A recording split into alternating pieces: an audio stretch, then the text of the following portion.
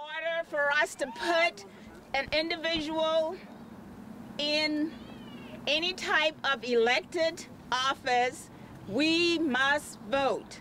If we do not vote, that means anybody can come forward and say, I want to run for a position. And 9 times out of 10, guess what? They get voted in without any scrutiny. We need to stop that, because that's why we are out here today, to protest so many issues that we have had to tolerate over the years. And sometimes they just slip by us and we don't have any input. We do not go to the polls. We don't go for the local elections. We don't go for the county elections. We do not go, sometimes we don't even go for the federal elections. But we have to start going. We have to start bringing our families, our friends, our neighbors, letting them know that in order for us not to have these type of demonstrations is that we have to put the right people in. Now, you ask me, well, then how do I go about doing that? That means that you have to have a voter registration to vote. If you don't have a voter registration, your voice is not heard. You can talk, you can complain all you want, as long as you want. And if you do not go out to the polls and vote, your voice will not be heard. So, I'm telling you that if you're not registered to vote, then you're not really an American citizen in a sense, because you're not part of the government. You're not part of the issues. You're not part of the decision making. And that's not what Americans are all about. We should be part of every decisions that are made in our behalf.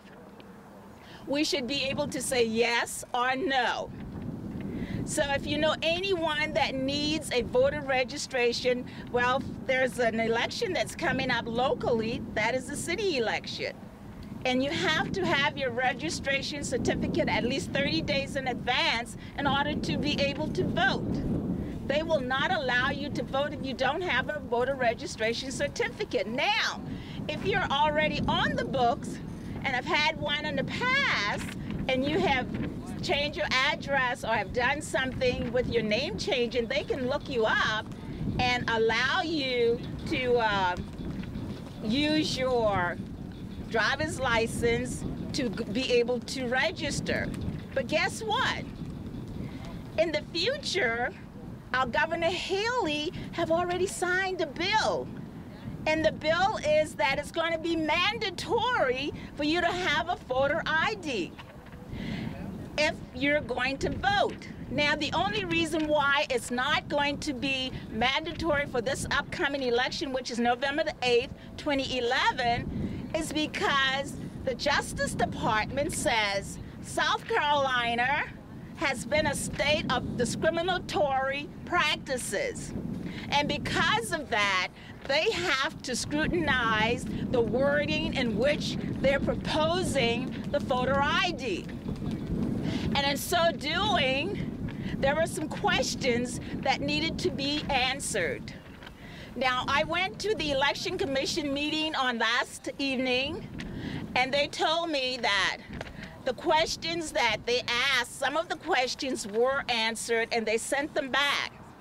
But the Justice Department has not given clearance that this bill is going to be enforced. So, this coming election, we can rest assured that everyone that goes to vote will be able to vote with their current registration certificate. But, should we stop there? No. What we should do, we should encourage everybody to get a picture photo ID along with their registration certificate. Now, I heard that Governor Haley had asked or said that she was going to take everybody to the motor ID office, the DMV. I heard that it was about 21 people that probably went, but I assure you, from what I heard, just from Carolyn Temple earlier, they thought it was like 200,000 people without a photo ID. Well, it's more than that. It's 300,000. So what does that mean? What does that tell you? That does not tell you that you or I who are mobile and can get around can't get it.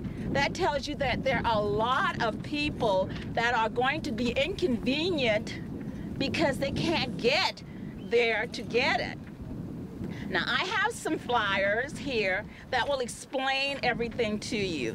I'm not going to read it verbatim. It was not really required way back when a lot of people were born.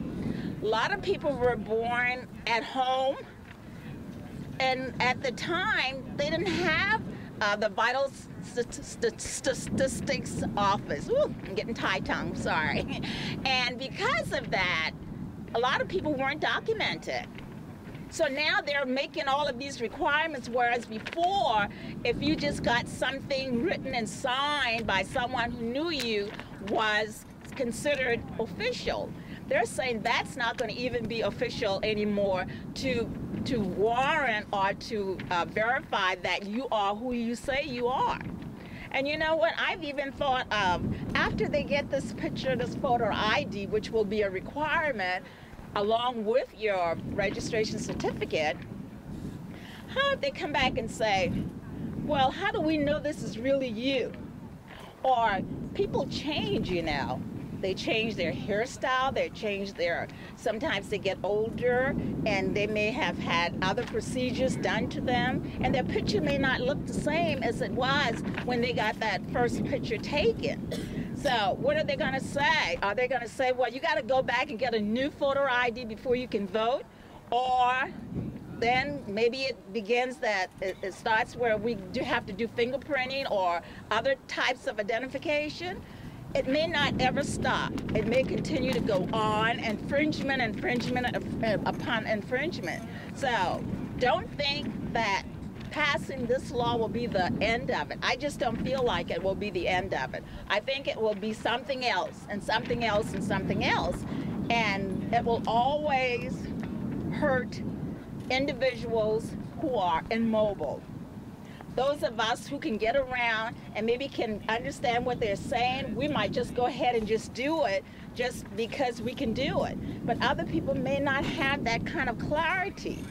So they're not considering everybody. This is not all inclusive. Any other comments? Yeah, I know in my neighborhood, as hard as it is for me to get around, I make sure that I check on everybody in my neighborhood, and Rose knows that I have gone out and gotten people registered to vote. And I drive a van, and if they need to go anywhere, then I will drive them wherever they need to go to help them get this together.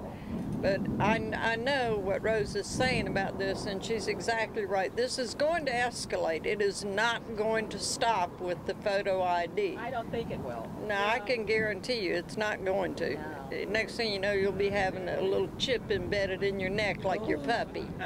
You know, and I'm tired of playing the games, and I know the game. Whenever you go, like you were saying, to the DMV and you meet up with the clerk who says, no, this will not do, you need to go get more information. And when you get more information and you come back, then they say, no, you have to go to another office. Well, that is the most obscene political merry-go-round that the state commonly uses. They're notorious for doing this in all circumstances. And it is unacceptable. And you have to be willing to stand up and say, this is unacceptable. If you tell me this, you had better show me your supervisor. Not now, but right now. And say it loudly in front of everybody. Let them know that you are not going to put up with it. And I am who I say I am. I have sufficiently proven who I am. And if anybody has any problems with that, they can incur more problems than they anticipated, you know? And like Lily said, there is always an expense.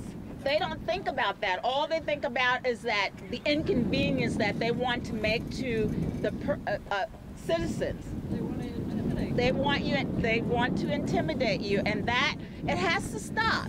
And if we just kind of be lackadaisical and not say anything and not show up in forces like this, it will. You don't know what the next step will be. And the thing, and the bad. I'm sorry. And who's next? And who's next? Who's next? If it's me today and nobody sticks up for me, who's next? The guy who didn't stick up for me? If I don't stick up for the guy next to me, I just watch him go down. Am I next? Well, who's next? You want to be next? Be next. I don't want to be next. And that's why we are all called Americans, because we are together, or we should be together, and what hurts someone else should hurt you. What is unequal for someone else should be unequal for you. And to allow it to escalate like it has to this point, it has to be a stopping point. It has to be. This just can't continue, not with humans. This just can't continue on. Look what they do with animals. When we mistreat animals, they speak out, don't they? We're not animals, we're not four-legged animals, but we are humans. And when they mistreat someone, they are mistreating all of us. And voting has become a form of mistreatment. Who else has something to say? Anyone else like to add? I had a question for you. Sure. If the law is passed, right now, from my understanding, if I remember last time I voted, you didn't need an ID. Right. But if this law is to go through, you will have not only to register, which I don't understand that whole side of it, but to vote, you'll need an ID also with you. That's right. Okay, I just wanted to clarify that. To clarify what Ryan just asked, he wanted to know, if you go to the polls to vote, not only will you need your voter registration certificate, you will also need to have that photo ID. And that will be required only if the Justice Department says that what South Carolina has conjured up so far is okay, is acceptable. But until they say that, it is not acceptable, it has not been thoroughly approved. It's only been passed through Governor Haley. That's the only thing has happened so far. But we should not become complacent. We should not sit down and think that, oh my goodness, the Justice Department is going to be on our side. We don't have to worry anymore. We can't do that. We have to be vigilant. We have to speak out against it. We have to contact the Justice Department and say, no, we don't want it. We don't want it. Yes, South Carolina has discriminated too far, too much, and too long. The discrimination has got to stop. And this is just one area that is going to be stopped in if we collectively, and I mean collectively, not I or he, all of us have to be behind this bill and say, no, enough is enough. It cannot continue. It must not be approved. It must be taken away, just eliminated. And again, it takes all of us to be behind it, 100%. Can I get somebody else? Okay, so everybody understand, in the paper, you should have a copy of that yellow sheet, and that will give you a lot of information. The booth is over here. It will be here throughout Sunday. You know, anybody of age, the students, the young adults, the senior citizens, anybody that needs updates or need a voter registration for the first time, we can do it at the table. We will make sure that their information is privileged, meaning that it will not be exposed to the public. We will get your registration certificate to the election office. You will get your registration certificate in the mail shortly. I can't say exactly what day you'll get it once we turn it in, but you will get it. we will monitor your application to make sure that you do get it. Because there has been instances where people register and don't get their registration certificate. But this will not happen. We will monitor it and make sure that you have gotten it. So anybody else have any more comments to make? Yes. If Eric Holder allows this to go through, I would really like to see people organize and let Eric Holder know that he is in gross error and we will not accept it. And part of me believes that he will grab it up. He won't let it go through. But if it should slide through, we've got to fight back. This is totally unacceptable. Thank you. You know, I really feel like it's not going to pass. I have faith. I really have faith. I have faith in this administration that they're not going to allow Americans to suffer under the hands of a few people. I really believe that. And I do believe that's the reason why it has not been given the full approval yet. I have faith. I do believe in this administration. I believe that they want us to know the real deal. They don't want us to think that everything is hunky-dory when it's not. I do believe that they're going to make sure that if this law is passed, get the okay from them, that we know all of the insides of it, and that we can have a say-so. We really can have a say-so now, because you can go to the Justice Department right now as I speak and voice your opinion against it. You don't have to wait until they make a decision. That's the good part about it. You can do it right now. Right now. And that's the beauty of it. So don't sit back and say, oh, I can't do anything. Yes, you can. Yes, I can.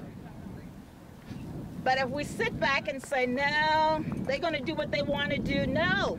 They're not going to do what they want to do if they hear your voices. But if they don't have anyone to step up to the plate and say, no, this is wrong. This is not for the people.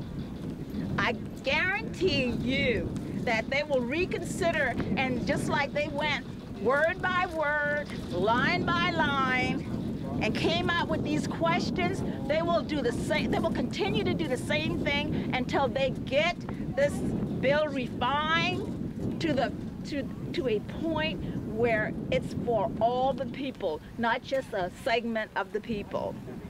So I say to you, don't let it stop here. Go out into the community, your community. Go to your neighbors, talk to your neighbors, be a committee of one. Share what you've heard here today. And you can keep a track of it, because you know the Election Commission has a site. They put everything on that site. And I go to their meetings because I'm also on the advisory board for Trident Technical Educational College, or the Trident area. And I want to be their spokesperson for getting them involved in the community. And by getting them involved in the community, guess what they can do? They can have ongoing classes. They can have ongoing seminars. They don't need to wait until the election, till there's an election, because there's not an election every year. They can have ongoing outreach programs for the community. They can have internships. They can have things that will be all-inclusive for anybody who wants to know about the process way before it gets to this point. Way before it gets to a point where we have limited time to protest it. And if they can come aboard in that venue, I guarantee it that all of us will be more knowledgeable, and you won't need me to explain to you or anyone else about the process. It will be an ongoing daily thing in your lives to know that, okay, this is what's happening. I can get aboard now. I can state what it is that I don't or like about it, and you can be proactive. So I'm hoping, I gave them a magazine, so I'm hoping they're going to read the magazine and they're going to get in touch with me, because I go to their meetings, like I said, on a regular basis, and they're going to say, yes, we're going to come aboard, we're going to do thus and so. And it will be shared with the community if they do.